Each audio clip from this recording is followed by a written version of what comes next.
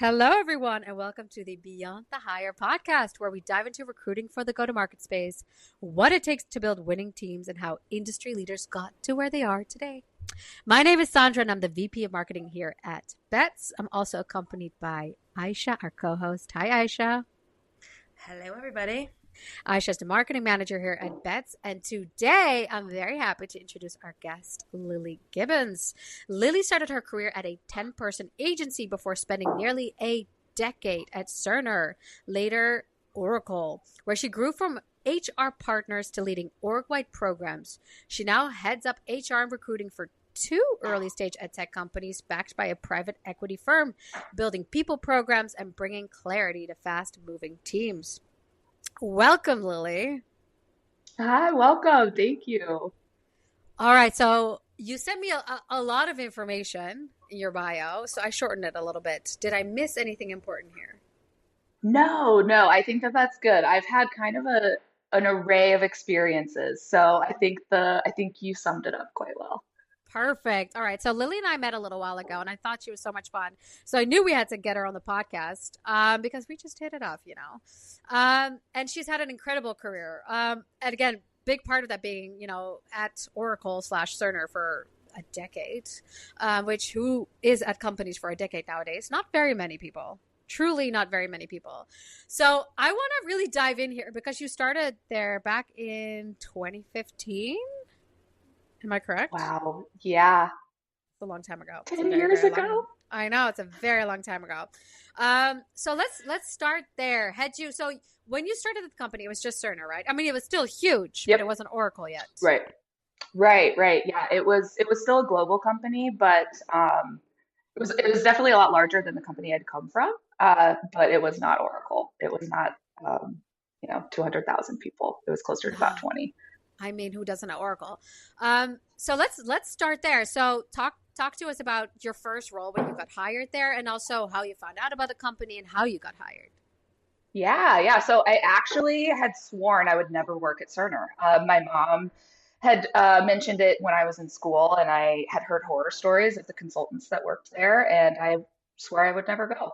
And moms are always right. So I ended up at Cerner. It was headquartered out of Kansas City, which is where I'm from, and so it was very easy to kind of get to know folks that worked there. We would joke that you go out into the community and you could stick your arms out and probably touch somebody else that worked at the company. So I started there as actually a recruiting sourcer, and it was a temporary role. We knew that, but we were stuck in a conference room with about 5 or 6 other people and cold called people all day to bring in as many candidates as we could.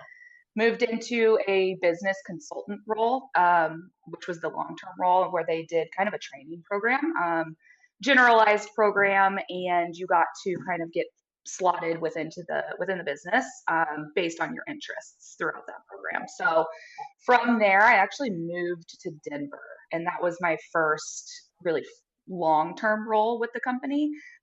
So moved and worked with the client side of the company, worked at a client site, and really supported the client site from an HR perspective. So it was our Cerner employees. We had something called IT Works, where we would rebadge their IT team to be employees of Cerner. And so we were on site, and yeah, I supported them from an HR perspective. So that was kind of my intro into the company, and I immediately fell in love with the mission and was really excited by the tech aspect of it as well. Wait, it's okay. So your mom said you had to work at Cerner, and she was absolutely correct. And Uh-huh. everyone, you kind of, I don't know how many people are in Kansas, but did everyone just apply to Cerner after graduation? Is that, or like after whatever their first job was? Yeah, so everybody would apply there. So after I started, we got more insight into obviously being in recruiting, how many people really would apply, and I forget honestly. I mean, at this point, it's been 10 years, Yeah. but I remember kind of feeling such a sense of like accomplishment that I did get the job, knowing, hearing how many people had applied for it, and like thousands and thousands, and I was just like, oh, I'm really glad that I'm here. I didn't realize it was so competitive. So yes. Do you remember what you did then to stand out? Because I feel like we're in a in an age now where that's very normal that when you're applying to a role, you realize that there's at least hundreds of other people going after the exact same role as you. And everyone always wants to know, how do I stand out? How am I the one that gets picked for this job? Yeah, great question. And it is true. I was early in my job, seeking experience. So I really hadn't interviewed as much at that point. But it is always competitive. It also was a time when you would go on site for interviews. So I went prior to my other job and interviewed on site and dressed up and was, had my heels on and was all ready. I think a piece of it was really connecting the work that I was doing in my current role to what they provided at Cerner and other roles that they had, not even just the role that I was interviewing for, but just how I could grow into their company. I remember I was doing a role, I was a project manager, and it translated well to, I think, they maybe called it a solution architect or something at the time at Cerner. And it was a very translatable role. And of course, I obviously went back and looked at my interview notes. And that was something that they had mentioned was that they saw that connection. And so I think it's something that I look for in candidates too is it's not just hiring for today, but the future growth of the company too. So where can you grow into? Are you going to grow out of us? Are you going to be bored? What is your long-term fit with the company? And so I think that's kind of where that played in.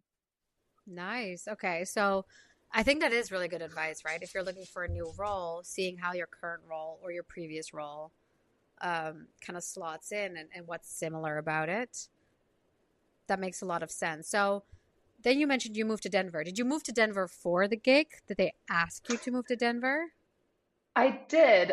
In the business consultant, that program that they put us through, they called your positions, it was called a lift. And so it was kind of like an internship internally, and you could choose a department or org that you were interested in. So they actually had opportunities in Boston, Denver, and DC. And so I chose Denver, and I was just kind of at a point in my life. I was young and I was like, yeah, let's do it. So I moved out there and just kind of, I didn't know anybody. I found a roommate on roommates.com and figured it Wait, out. So it was really fun. Yeah. did they help you at all with like a stipend to move or anything like that? A little bit. Yeah. They did give me a relocation bonus to move, Wow, but that's that was about it. scary. Yeah. It was Room scary. It was. You didn't go the Craigslist route. You went roommates.com. Roommates.com, and then I did Craigslist because the roommates.com wasn't great. But Okay. I was in the Craigslist, I was in her wedding, so that worked out really well. We're still friends today. Oh, that's so cute. Wait, I It was love fun. this. And we can hear your dog. I see you're looking up. We can't hear the dog, but don't worry Oh about it. no. Well, I'll kick her out. She goes, My shh. Is my dog Freya also just came in. Yeah, so I muted myself because I hear her little tapping. I said, "Oh no," but she's just laying now. I just I assumed keep Freya. kicking them out and they break in. I That's know. what just happened to me. Yeah, Yeah. Aisha has a dog too. I have two cats that I kicked out. But it's happened before in podcasting where my cat just was loudly meowing where I was like, can we hold on for a second, guys? My cat is being an absolute menace. But anyway, back to Denver. All right, so you moved to Yeah. Denver for the role. You found your roommate on roommate.com and eventually Craigslist. You guys are still friends. Um, how difficult was that decision to say for my career, I'm going to move here now? Um, it was hard. It was hard to move away from family, but I also, when I went to college, I really only went about an hour away from home. So I really was kind of at a point where I was looking for something new, something exciting.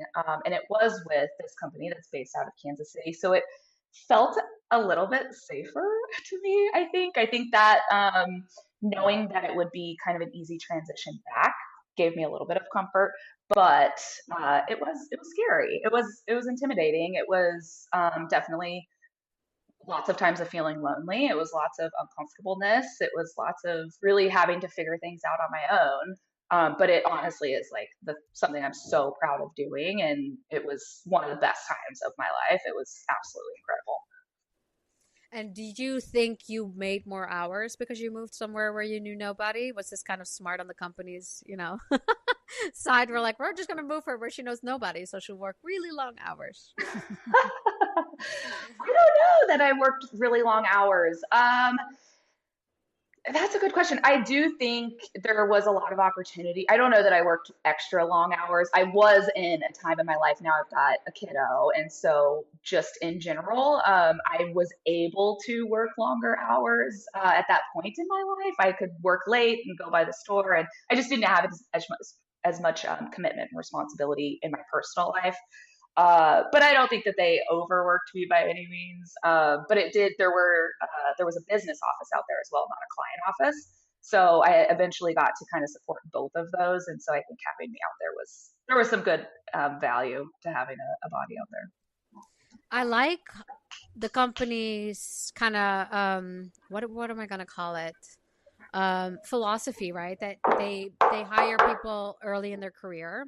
I like the company's philosophy that they hire people early in their career and then train them and have them move into different roles in the company and even different locations.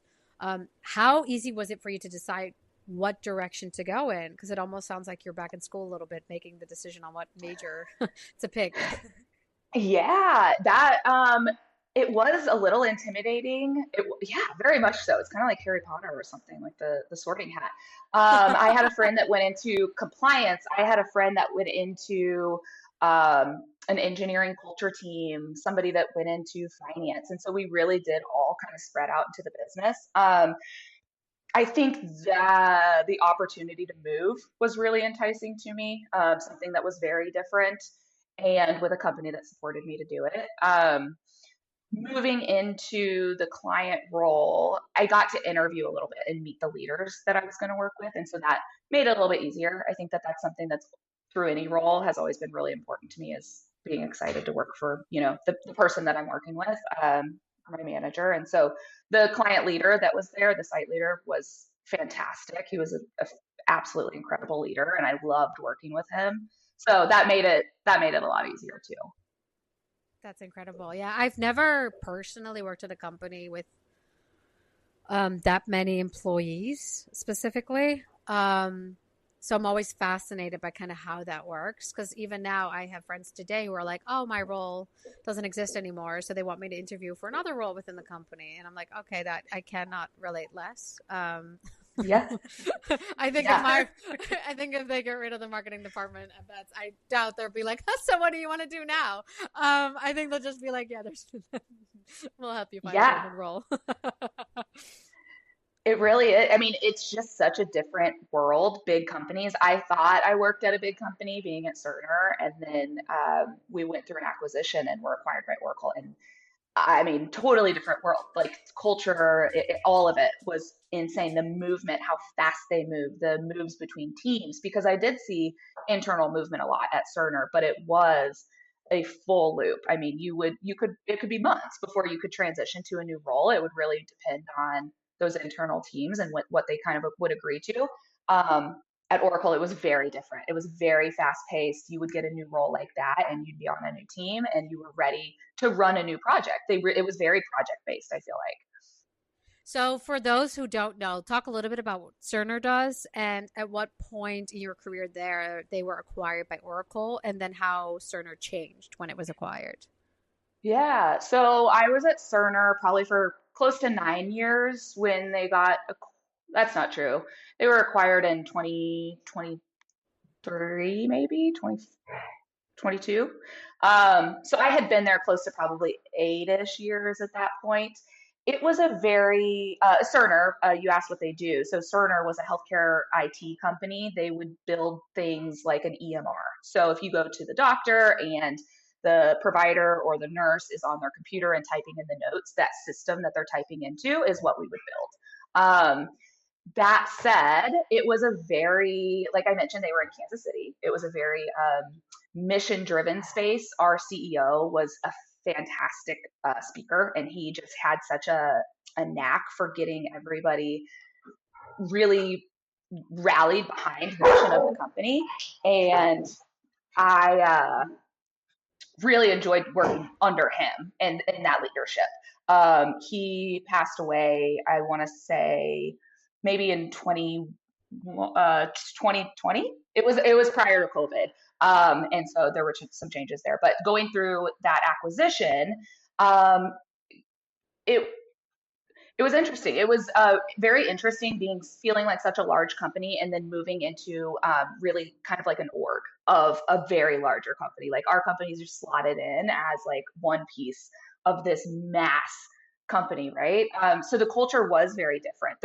It wasn't just Cerner. There were so many other products and systems at Oracle. So it was just one piece of the puzzle. And so I think with that, naturally, culture looks different. We were not necessarily based or headquartered out of Kansas City anymore. The offices that we have here were not as needed or just not as utilized because you're meeting with so many other people that aren't in Kansas City.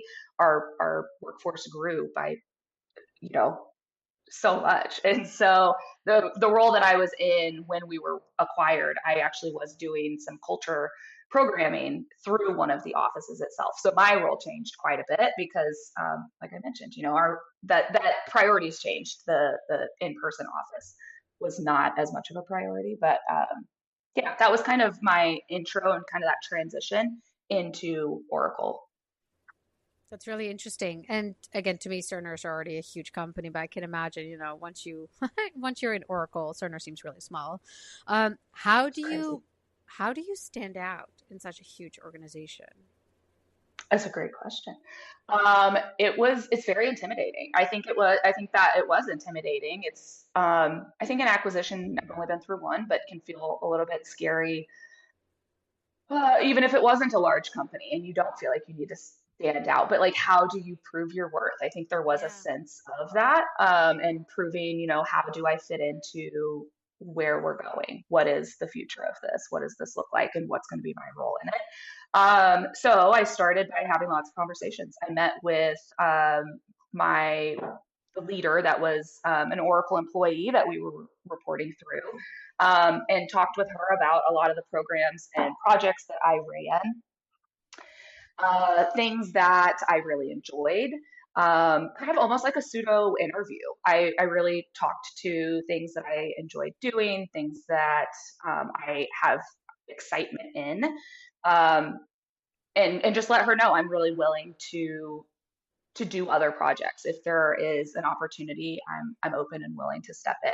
So I think maybe that's one piece of it is having the conversation, um, letting somebody know your interests as well as your interest in being open to something new. I think that is a big piece of it because you may not know what the new or next is going to be, but if they know that you're willing to take it on and you're open to uncertainty, I think that makes you a really valuable person on the team. How early on did they tell you there was going to be an acquisition? Were you looped in early into the conversation, or did you really hear about it once, the signatures were dry? Yeah, it was pretty much after signatures were dry. I mean, it had to be, secretive, which I totally understand. There were rumblings and rumors. We definitely, as employees, were asking on town halls to leadership and trying to get some information. I think there was an article released at one point, and that was kind of what really like let everybody know stuff was going on. But we weren't super looped into it until we could be. Really interesting. So you really didn't get to prepare or, fix up your resume in case something happened. Yeah, I would say definitely writing on the walls, right? And Yeah. when our original CEO, Neil Patterson, passed away, I would say there was lots of changes throughout the Yeah. company. There were leadership changes, left and right, lots of changes over the years. So that was, I want to say, maybe like a 3-year period of change prior to that acquisition.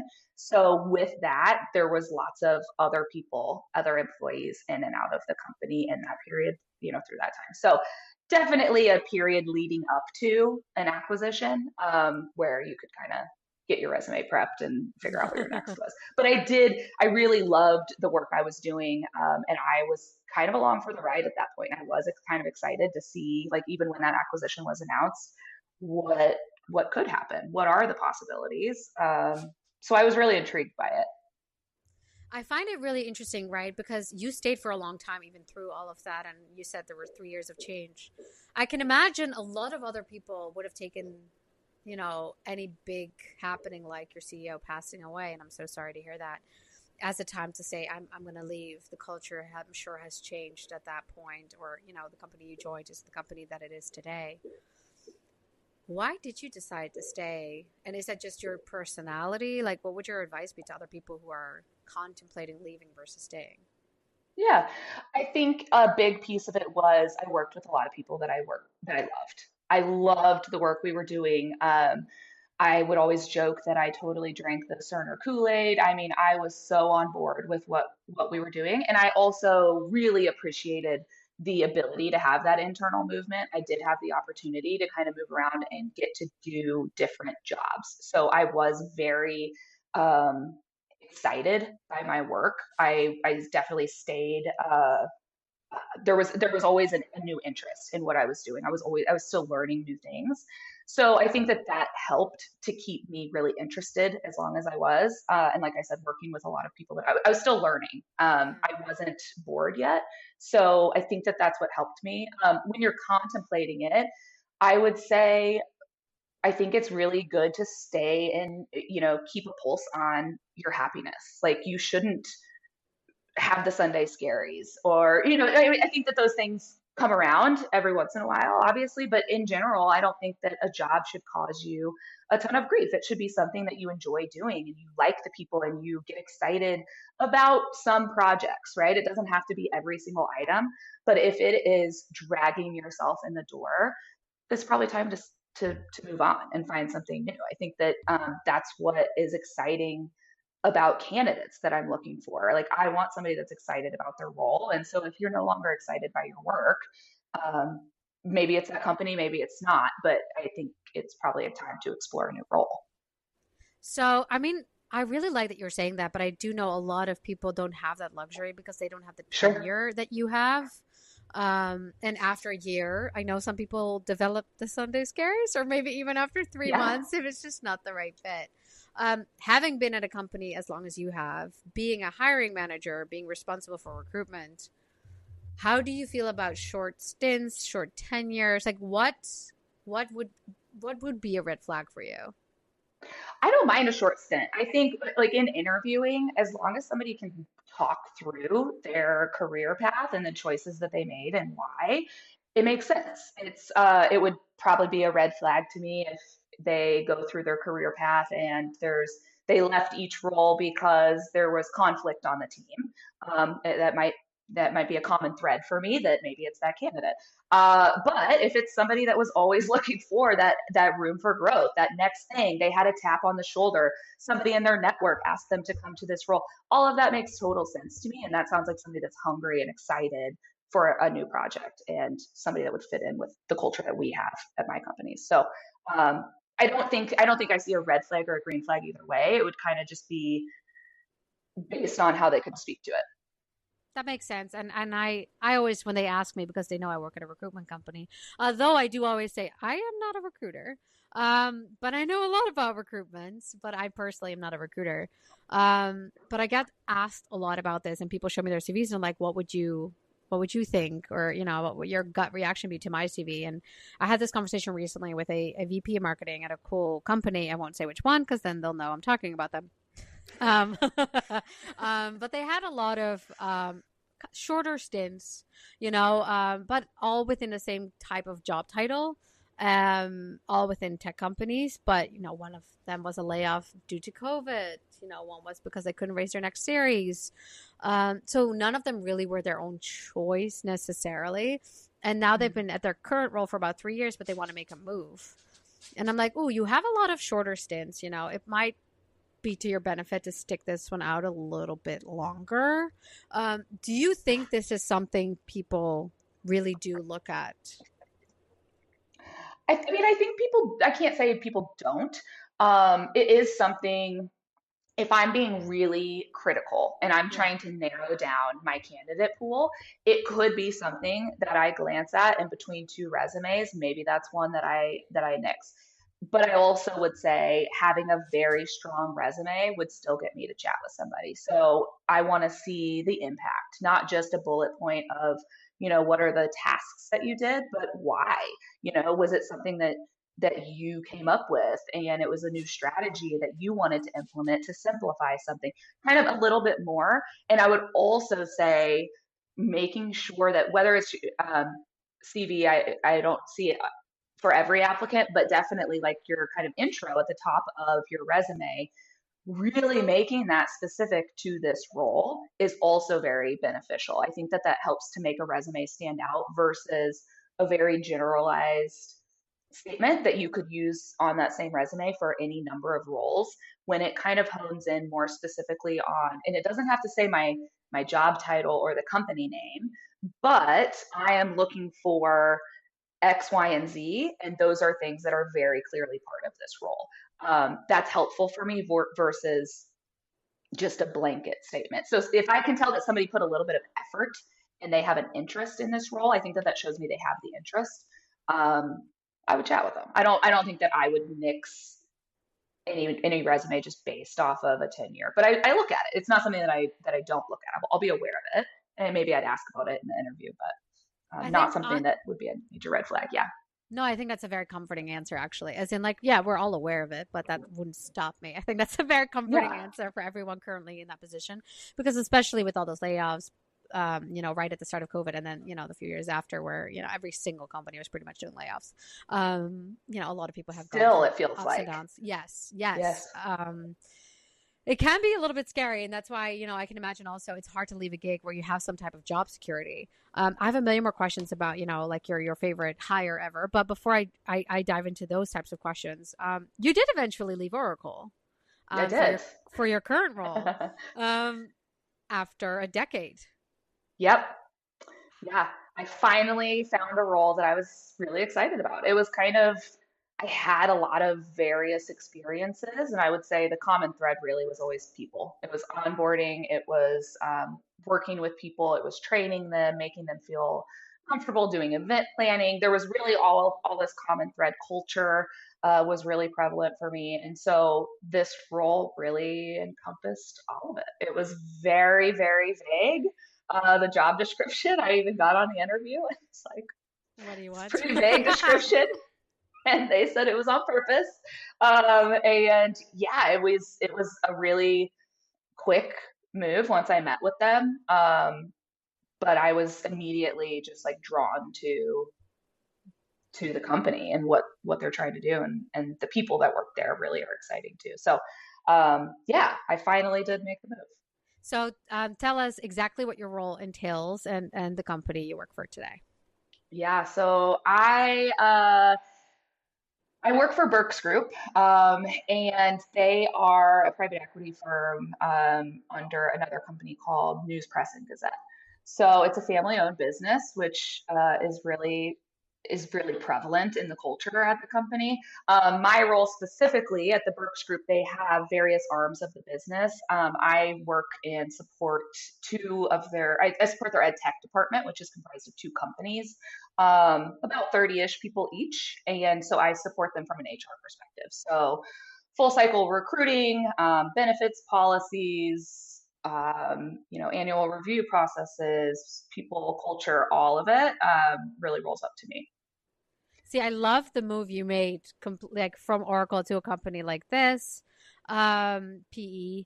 I think it's fascinating, right? And I know a lot of people who are looking into making kind of a move like that, which is also why I'm like, we need to talk to Lily. So, how did you find out about the opening? Because you said it was a little vague. How did you find out about it? Well, you might laugh because this comes up on every single one of your interviews, I feel like. But my network is how I found it. It wouldn't be a Um, Beyond the Hire episode if we did not say your network is your net worth. It is so true. It's so I true. think we So have to change the title of this podcast you might to Your need to. Network is Your You Network. might need to. Every I really was episode. laughing because I mean, that really is my career journey. Lots of my moves it was my network. So this role, I actually had a prior manager that is one of my best friends, and she actually interviewed and met with this company because she knew somebody from Cerner that works at Trualta now, which is one of the companies that I support. And so anyway, she interviewed with them, and it wasn't going to be a match, but she got off the interview. We were both looking at the same time, and we would audio message each other back and forth. And she audioed me and said, this probably isn't what you would expect. I don't think that's going to be the fit for me, but I think you should meet with them. It's like, okay. She said, well, if you're cool, like, if you're open to it, would you send me your resume? And so I did, and she sent it to the hiring manager. And so I met with her the following week, and I actually was expecting another offer from a different company. And I met her, and I was like, I really like you. She was like, I really like you too. So we worked really quick, and yeah, we made it work. But it was through my network. And she just kind of referred me to it, and that's how I ended up. I don't think I ever would have even found out about the company itself. I had not heard of it, so that made it easier to kind of get me connected. So It's incredible. And I love that this came up. Your network is your net worth, everyone. Keep networking. Stay friends with your ex-colleagues. Do not burn bridges. I always think that's so important because so many people leave and then completely go on this journey of, call it what it is, burning bridges, where I'm like, never, ever do that. But that's beautiful, so that your friends recognize that this would be the right opportunity for you. And I'll say it. I've said this already in the podcast now, but you're very easy to get along with, and you're easy to talk to. So I'm not surprised that your friend was like, maybe this is more for you versus for her. So you've been in this role for a little bit now at a much smaller company. Yeah. What would you say the big differences are, and specifically because people are sometimes thinking about, should I be at a huge corporation or should I stay with small companies, right? That's a question a lot of people have. Yeah, it's very different. I started and it was like culture whiplash, actually. One, you're learning a new job, but two, it was very different. I mean, in terms of, I would say it's the red tape and processes and like the speed in which you can do things. That was what I learned really quickly. At a larger company, I mean, if we wanted to go to a client dinner or I was going to book something, I needed to go through 3 teams and have a contract team review it. And then it goes back to the vendor. And, it takes weeks and months. Yeah. Here, I was booking something and I've got something to sign and I ping somebody and they're like, we trust you, like, just get it done. And you're like, okay. So, okay. But like, okay. So that was crazy to me. Like expense reports, doing those via Excel and through email versus a system, like those processes, that was kind of what blew my mind. And that was exciting to me, or that is still what's exciting to me, is because coming from a place of seeing processes, and I've gotten to see lots of different teams, lots of different ways of doing things, coming into a space where it's not from the ground up. We're not at ground zero, which is not a place I think I need to be in, but we are in a space where I think that there's still room for improvements. And so that's really exciting for me to come in and have ideas and ways to do things better, or documenting processes, but bringing some simplicity to an environment, not to chaos, but bringing, processes to a space where they don't exist, because you have that experience and know how those things could work. I think that's what's really exciting. But yeah, you can move really quick and you can have a really high level of impact. I think those are the 2 things I would note. Yeah, I want to like. there's one funny story that I truly can't mention, but it does lean into us making decisions very quick and sometimes too quickly. Aisha will know what I'm talking about when I say booking a certain location that we really didn't look into it well enough. We booked it and we're like, oh, this would have never been approved at a larger company. I will tell you. We'll talk offline. I was like, I'll tell you after we're done recording, Lily. But even something else today where we were doing client gifting, and obviously I'm the head of our department, so I'd signed off on something, and then Aisha goes, I'm $250 under the minimum for like free shipping, and then we're like, okay, well, just at $250, you know what I mean? She goes, okay, I'll just get a bigger size. I'm like, cool, let's do it.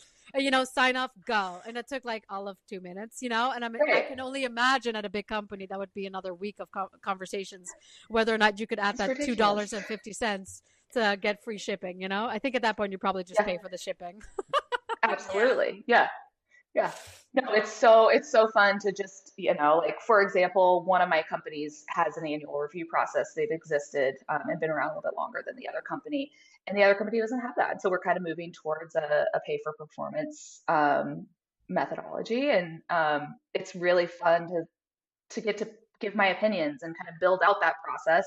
And it's still a small company, but it is something that they'll get to use, and it impacts every employee. So the level of impact that you can have at a small company is high.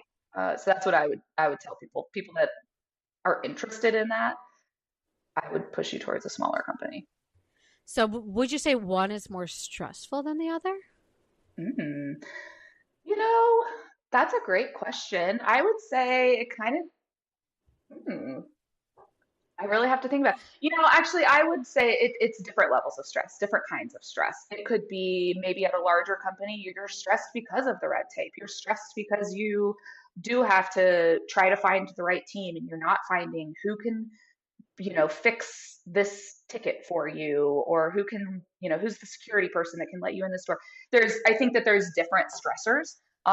Whereas, at a smaller company, maybe there's stressors around prioritization, or there's lots of things going on this week, and the sales team is doing a big event, and the marketing team is working on something, and we've got some candidates that are also coming in, and so we really need to be on it this week. So I think there's different levels of stressors. I don't know that one would be more or less stressful. um, I do think, being in the role I'm in currently, I do feel more in the weeds with things. I know more of what's going on. Whereas at a larger company, maybe just, siloed into whatever team I was on, that's kind of my scope. Like, I live kind of in a bubble. Like, what's going on at the company, but you don't know what's going on at every single team. So different stressors. I think every job's probably, there's a level of stress. Maybe it's somebody that's on your team, maybe it's a different team that you work with. I don't know that I would. I think every job's going to have its own stressors, and I think some stress is good stress. At least I personally work a little bit better under a little bit of stress. Oh yeah, we love a good deadline here. That Oh always helps yeah. get stuff done. Yeah, I can Job. relate. Yeah, Aisha loves I a can. deadline. Yeah, I need it. It's easier sometimes when you know you have a due date to actually Yeah. get things done versus if you're just left to your own devices. So, job security wise, would you say there's more job security at a bigger versus a small company, or kind of similar slash wildly different? Oof.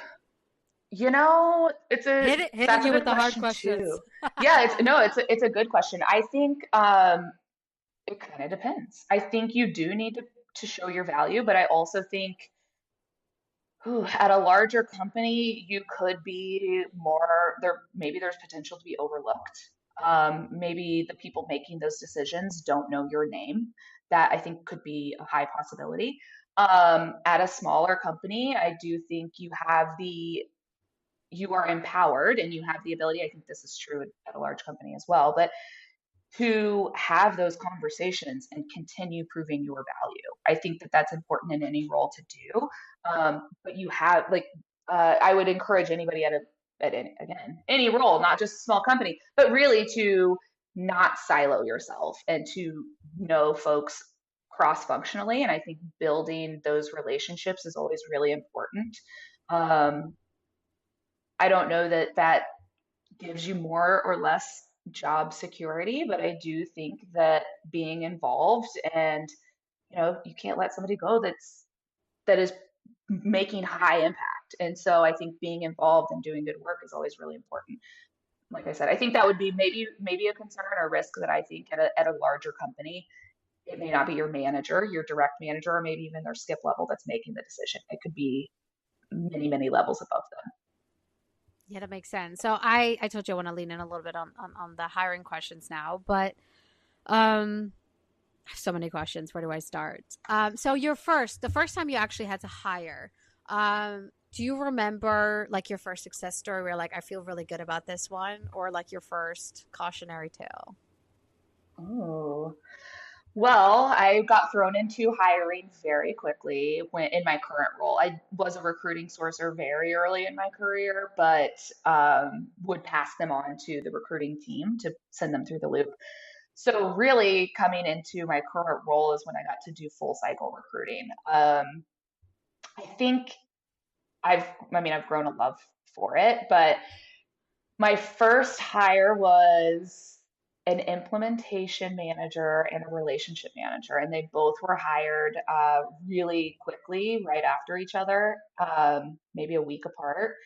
And so, in general, it was really exciting to me. That was kind of my first taste of the full cycle and seeing somebody from a screen all the way through an offer acceptance. So it was more of a sense of excitement and pride to have people coming into the team and getting to see them ramp up is like my favorite thing ever, and getting to see them actually work on the team. So both of those were really exciting just because it was, I mean, right after I started, we had these two roles. And so it was jump in and figure them out. But every role that I do is very different. I do a lot of very specific spaces. So they're all very different. That would be probably my big success story, or like my exciting hire was running to right off the bat. Cautionary tales. I don't know. Maybe that would be kind of like my red flags. I could give you things like that. I mean, just cautionary tales in general. One, I've heard this recommended on an other episode, but making sure you double check what you submit to an application is really important. I've received like an invoice instead of a cover letter, things like that, like bills, things that are addressed for a totally different job. It has a different company on it. And I'm gonna immediately, I'm gonna say no. So I'm gonna skip over you. So those, I would say cautionary tale is really be careful of what your label of your file is and make sure you attach the right one. Oh my God. I can give you my worst almost hire. Have I told this on the podcast before? What happened at our previous company where we got the video as a thank you? I don't think we've talked about it here. I think I'll share it now. Lily, it's quite a story. So we were hiring for a marketing manager, someone straight out of school, but had done like internships in marketing before, and we really thought would be an incredible person. So we really liked this person throughout the entire process. Like, very respectful, very prepared, went above and beyond. And I remember thinking, wow, this is going to be the one on my team that's really going to, perform well. And we had a few people in the process, and we ended up making the offer to this person. And fortunately, this person declined because they received another offer simultaneously that was just, better for them. So this person decided to send us a thank you video. And which I just don't think is necessary in general, but I remember thinking, wow, that's so thoughtful. And to let you know, there were 3 people involved in this interview process. Myself, who would be his manager, my boss, a man, and then we had 2 co-presidents at the company at the time, the president of the company, a woman who was probably, I want to say 10 years older than me, something like that. A little bit, older, in her 40s. But, an incredible person. So he goes through this, he decides to address us one at a time in this thank you video. And I don't even remember in what order he passed through us. But the thing he decided to say about me was that my laugh lights up a room, which is wildly inappropriate because I would have been his manager. Then he said that our president was very impressive and had so much energy for someone her age. And I know. And then the only person he was actually impressed with career-wise was the one man in the interview process. I don't even think I said that this person we, offered the role to was a guy, a young guy in his early 20s. And literally, who would have been my boss at the time, by the way. Yes, he would have come in above Aisha as her manager. And the whole thing was just hilarious because first off, you should never talk about someone's physical appearance, let alone the person who would have been your manager. And then the fact that he just, I don't know, shamed our president for her age. She literally said while watching it, she goes, I can't believe I'm not dead yet. She goes, how do I get up in the morning at my age? And I'm like, she is this, beautiful woman, with a lot of energy and young too. Like 40s isn't old by any means. I mean, to him, I guess. But, and then the fact that the only one whose career and advice he respected was the one man in the room. We're like, thank goodness that this did not end up working out, because that I literally, like, I cried throughout that entire video. You laugh that hard. I think we've worked together. What is it? 5 years now. Long time. Sana was laughing so hard, like she was crying for like 5 minutes straight, and she pulled me in. She wasn't even supposed to show me the video, but she's like, I need to tell you because you are going to question why I'm laughing so hard. I literally, because I was watching it, I think I was watching it on AirPods in the office, and we had an open floor plan, and I just couldn't hide the fact that I was cry laughing because I thought it was so funny. Like, it was so inappropriate, but so hilarious. But anyway, so I would say that's my cautionary tale. So, like, if they're too young, like, still do more due diligence, because obviously had I hired this person, I'm sure this would have come back to bite me in the what. No, I think that what you just said, you nailed it. The due diligence really is so important. And when it's very interesting if somebody gets dispositioned, or you just kind of see a different side of a candidate. And sometimes you have those moments where you're like, and that was a very good choice. I'm glad that we said no. And that's why. Literally something in my gut, and that was it. You confirmed, so thank you. The due diligence really is important.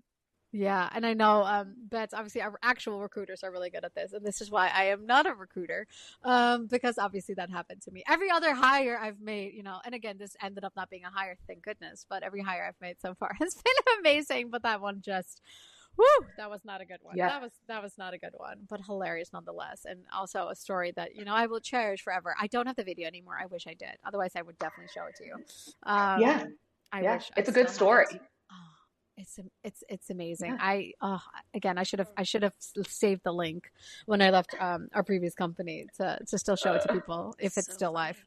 I hope he hears this and knows we're talking about him. And then I truly do. That would make this even better. But yeah, so nothing as tragic as that has happened to you, Lily? Nothing quite as tragic. I would say more so the tragedies can come in if you don't move fast enough, or just candidates that go quick. I think that that's what's really important. Making sure, or also just making sure that any timelines that a candidate has, because they do go quick. And so knowing the ones that you really like, being aware if they're in other conversations or not. More than likely they are. But I think it's really important to keep a pulse on that. I think that's where those can be really sad. Oh yeah, that's definitely happened to us. So what would your recommendation be for, like, how long do you think the interview process should be from, like, first screening to offer? Not long. We try to, I would say most of our cycles would be about 4 rounds of interviews. I'll screen first, and then we do about 3 to 4 rounds, which works really well. Sometimes if we're doing a role in Kansas City that's local, we can kind of bulk up some of those on a specific day. And so then you really just knock it out in 2 days, which is really nice. But keeping it a short cycle, I think, is important. I mean, even when I got this role, I had been interviewing with a company for about 2 months. Wow. Yeah, I think it was about 2 months. And I met my current manager the day that I got an offer from them. And they stole me within by the next day. They pushed me through rounds, and yeah, so I didn't accept the other offer. So I think moving quickly is very important. Wow. Yeah. And that was very much by chance, right? But had they moved faster, I wouldn't have been looking. It would have been a very different scenario. So it is important to move quickly with a candidate that you really want. Wow. I love that. I love that this company kind of acknowledged how wonderful you are. I'm like, we're gonna do this in a day. Yeah, it was insane. I met her on a Wednesday, uh, did interviews between all of my meetings on a Wednesday and a Thursday, and I went accepted on a Thursday and went and saw the office on Friday. All So it was right. kind of crazy. Yeah, it was absolutely insane. How long was your notice period at Oracle? I gave him 2 weeks, and actually, very sadly, my manager, I really liked the team I ended up on when I was there, but she was actually in Paris. She had been actually out of the office for 2 weeks. It was like 2 or 3 weeks, so it was like perfectly lined up. So I was gone when she came back, but we did get to connect and still have a good relationship with her. But it was, yeah, I gave him my 2 weeks. Okay. I mean, that's good. Again, we're talking about don't burn bridges. So definitely giving enough notice, I think, is always kind. Although I'm sure always the next company wants you to start right away. But I very much do Absolutely. believe in like giving a decent notice period, especially if you're more senior like you were, because there's a lot of handover and things that other people have to take on. If people Yeah. see an open role that you're working on, Lily, how do you want them to get in touch with you? Like, what's your preferred way? Do you want them to DM you? Just submit the CV like normal? Like, what would make them stand out? It's a good question. One, an application is important. Mostly because I'm an organized person, and if you are in that system, I won't lose you. So applying is important, but I don't hate when people reach out to me. I definitely notice it. I had someone actually that had reached out to me on LinkedIn, and I wouldn't have met with her otherwise, but I did. And so those things really stick out to me. I also think I've seen candidates go through and find like the hiring manager too, and the hiring manager will reach out and let me know when they reach out to them. So those are ways to stand out for sure, DMing and reaching out directly. But I also think it's important to apply as well because sometimes people will reach out, but I do want to see your qualifications. So Absolutely. All right. So I know I can see like a message pop up, which is probably Aisha telling me we're at time. I have like so many more questions written down, but let me just end with the final question because you have had an incredible career, obviously, long tenure, and you've moved from a company like Oracle to now PE. Um, how how how much of it is luck, do you think, and how much was it just your determination and you working hard? Um, um, I do think there was a lot of working hard. I think that I work really hard to earn the trust of people around me. I'm a very reliable worker, but I also would say it's raising your hand. I've always been very transparent with my leadership, and maybe it's not even my direct leadership, but when I am interested in something else, always having those conversations about what I want to do. And if a job opens up and saying, hey, I'm very interested in that, there's a hunger and an excitement. Maybe it's not a new role, but just a new project, jumping in and being willing to do those things and then doing it well, being very communicative throughout the process. All of those things I think are really important. And so I think, working hard as well as a little bit of luck, but I think keep doing a good work and keeping your network strong kind of keeps you at the forefront of people's minds if and when those opportunities do arise. So I think there's a little bit of both. Opportunities may arise, at a lucky time in your life, but I think there's also the ongoing work that's important to, make you a candidate for that opportunity. yeah, and how much of your career you think should be heads down getting the work done and actually like networking and marketing yourself as someone who can get stuff done? Oh, good question. I think that the work is first and foremost. I think that that shines through in what you're doing. I also think, networking can be as simple as it's the relationships you have at work. So it's in all of your cross-functional meetings that you have. It's when somebody pings you last minute and asks for something, are you responsive? I think it's working from personally in my role being in HR, I function from a service organization mindset, and so really helping to enable my employees to get their jobs done. But anyway, I think all of that kind of plays into your network. I think it's how you show up at work. So it doesn't necessarily have to be time that you spend outside of work. And you certainly could, but I think it's more of how you show up when you're at work and getting that work done, and that grows your network. I think that's really smart. It's something I always think about.